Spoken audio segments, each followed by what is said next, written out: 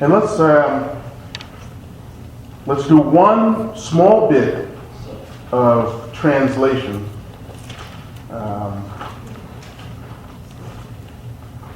There is a word in the Hebrew.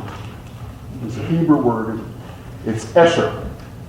The word Esher is the word that's translated here in the first verse of Psalm 1. Blessed. Yes. But Esher has been translated other ways by the King James translators. They make decisions about how they're going to translate in certain situations. And I want to show you a couple other places where the same Hebrew word is translated. So hold your finger on Psalm 1. See that? I made you go there and now I'm going to make you fly away from it. Hold on. Bend the paper and hold the place. And take a quick look at Deuteronomy 33. All right. Deuteronomy 33 and verse 29. Oh, yeah. Brother Joe tell you put on your sneakers. I know. You got to run. Run the reference. Deuteronomy 33 and 29. All right.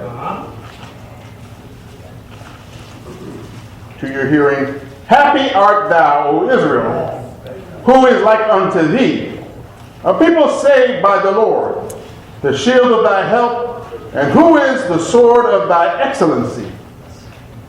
And thine enemies shall be found liars unto thee, and thou shalt tread upon their high places. All right.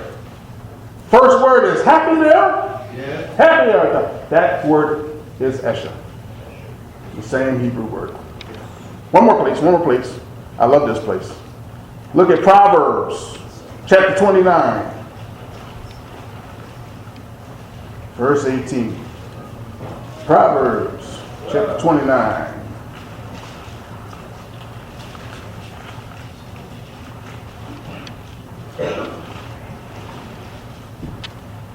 '18th verse reads, where there is no vision, the people perish.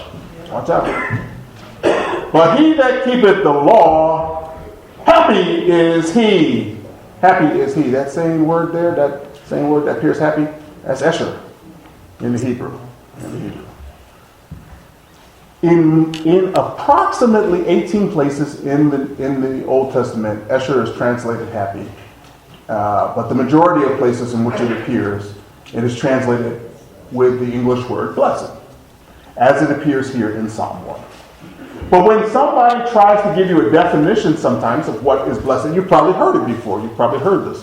When they give a definition of what it means to be blessed, they often draw back on that word Esher and say, well, it means happy. I think blessedness obviously is a little bit more than just happiness, but let's keep it in the back of our mind that they are associated.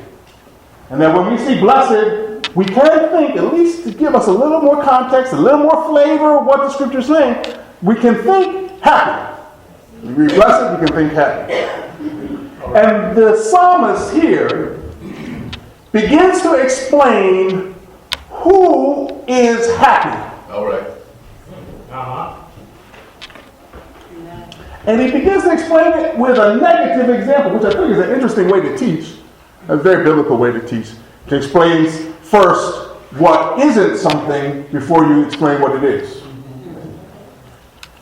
So he says, he's given us a definition of what blessedness is, what happiness is, what a blessed man is. He starts off by saying what that person doesn't do. This is kind of interesting didactic tactic. A little different. He says, blessed is the man that walketh not. See, that's the name. Walketh not in the counsel of the ungodly, nor standeth in the way of sinners, nor sitteth in the seat of the scornful. Now, you right off at the top, we got a really densely packed verse. Blessed is the man that walketh not. And then he has these three examples. And this is what I borrowed from you, because I thought this was so interesting.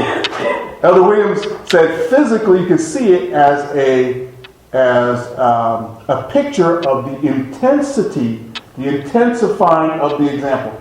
Now, in Hebrew poetry, it was very common. What they called poetry was often parallelism. They mentioned one thing, and they mentioned something that's similar or like it, and they called that poetry. So we say poetry has a rhyme, but that wasn't an ancient issue. That wasn't what the Israelites thought. They thought poetry was taking ideas and putting them together and showing how they compare.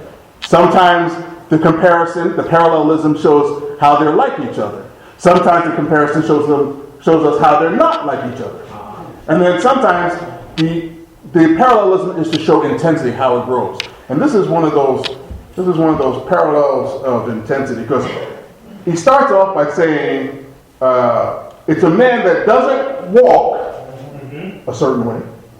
Then it's a man that doesn't stand a certain way. And then finally it's a man that doesn't sit a certain way. And it shows progression, or really it shows digression, right? When you're walking, you got somewhere to go. You know, I'm traveling. I'm walking. I'm making some progress. That's right. I'm moving. Yeah. Not standing still. I'm in motion, right? All right. So I got to physically show you, right? And then, if you stand, you stop moving, right? Yes. All right. No more motion. No. No more going forward. All right. And if you sit, that's real bad, isn't it? Because that implies you're not going nowhere. No. Sedentary, stationary. Yeah. Yes. Yes. Progress has stopped, right? All right. So I thank God for my teacher, because he kind of brought that out. I said, oh my God, that's true. There's a progression. There's a progression that goes on. But here the lesson writer, the psalmist, he's a singer. He's just an artist. But he's got something to teach. He says he uses the progression to show an intensification. You're growing more and more not like the blessed man.